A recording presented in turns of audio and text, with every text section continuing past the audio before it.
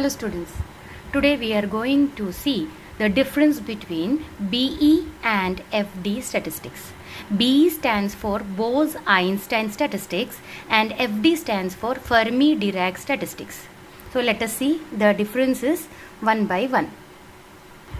सो जो particles Bose Einstein statistics को follow करते हैं उसे बोलते हैं bosons, and those particles which follow Fermi Dirac statistics they are called as fermions. तो यहाँ के जो पार्टिकल्स रहेंगे उसे बोलेंगे बोसोन्स, और यहाँ जो Fermi Dirac, this is Bhoj Einstein and this is Fermi Dirac. तो यहाँ जो पार्टिकल्स फॉलो करेंगे उसे बोलते हैं फर्मियंस. सिमेट्रिक मीन्स क्या होता है? सिमेट्रिक यानी अगर मेरे पास दो बोसोन्स है और मैंने दोनों को इंटरचेंज किया, अगर मैंने जब इंटरचेंज किया, what will happen if the sign of the function changes, तो एंटी सिमेट्रिक रहेगा, और साइन अगर चेंज नहीं होता है तो वो सिमेट्रिक रहेगा. तो जब बोसोन्स को जब हम इंटरचेंज करते हैं तो वहाँ पे there is no change in sign, hence it is it comes under symmetric wave function. And जब दो फर्मियंस को जब हम इंटरचेंज करते हैं तो साइन चेंज हो जाता है, साइन यानी पॉजिटिव का नेगेटिव, नेगेटिव का पॉजिटिव हो जाता है, hence it is anti symmetric. यहाँ जो वेव फंक्शन है, यहाँ वेव फंक्शन कैसा होता है? सिमेट्रिक वेव फंक्शन होता है, और एफ डी जहाँ यहाँ होता है, यहाँ पे anti symmetric wave function. So let us see, right, symmetric wave function और यहाँ पे anti symmetric wave function. Now total spin रहेगा, total spin is equal to n h cross, where n is equal to 0, 1, 2, 3 and so on. यहाँ पे total spin equal to रहेगा odd half integral multiple of h cross. यहाँ पे जो number रहेगा n जो रहेगा वो ऑड रहेगा, odd half integral multiple of h cross, where n is equal to 1, 3, 5 and so on. The particles which follow Bose-Einstein statistics do not follow Pauli's exclusion principle. और FD particles कैसे रहेंगे? Fermions जैसे रहेंगे वो they will follow the Pauli's exclusion principle. So we will write that.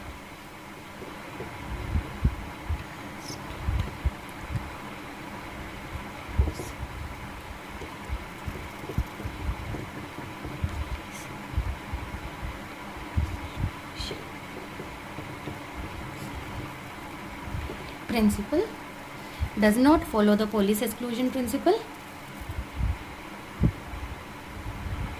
follows the Pauli's exclusion principle. There is no restriction to number of particles which may occupy any given quantum state. अगर हमने कोई quantum state consider किया तो जो particles Bose Einstein statistics को follow करते हैं वहाँ पे कोई रेस्ट्रिक्शन नहीं है. अगर मेरे पास एक क्वांटम स्टेट है, मैं उसमें 1 पार्टिकल को बिठा सकती हूँ, 2 पार्टिकल को बिठा सकती हूँ, या फिर मैं उसमें 1000 पार्टिकल बिठा सकती हूँ, या 1 लाख बिठा सकती हूँ. तो there is no restriction. But जब हम FD स्टैटिस्टिक्स कंसिडर करते हैं तो वहाँ पे रेस्ट्रिक्शन है, क्योंकि वहाँ पे it is following the Pauli's exclusion principle, और पॉलीज एक्सक्लूजन प्रिंसिपल कहता है कि मैक्सिमम 1 पार्टिकल हो सकता है या फिर 0. So NS is equal to 0, 1, 2, 3 and so on. And for FD statistics NS is equal to 0 और 1, where NS is the n suffix s.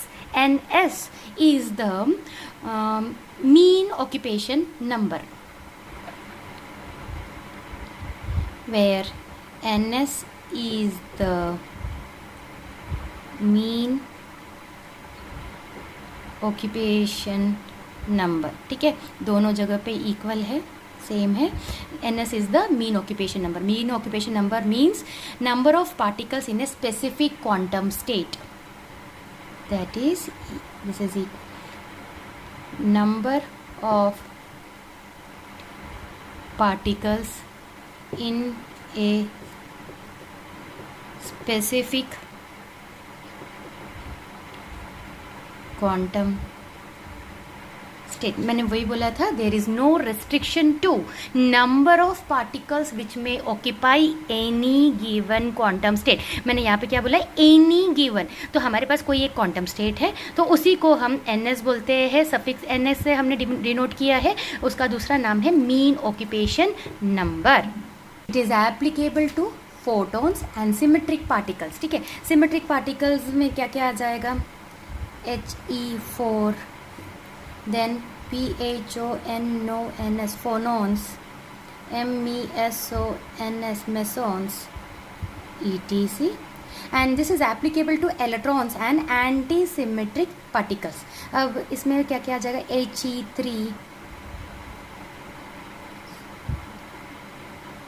protons and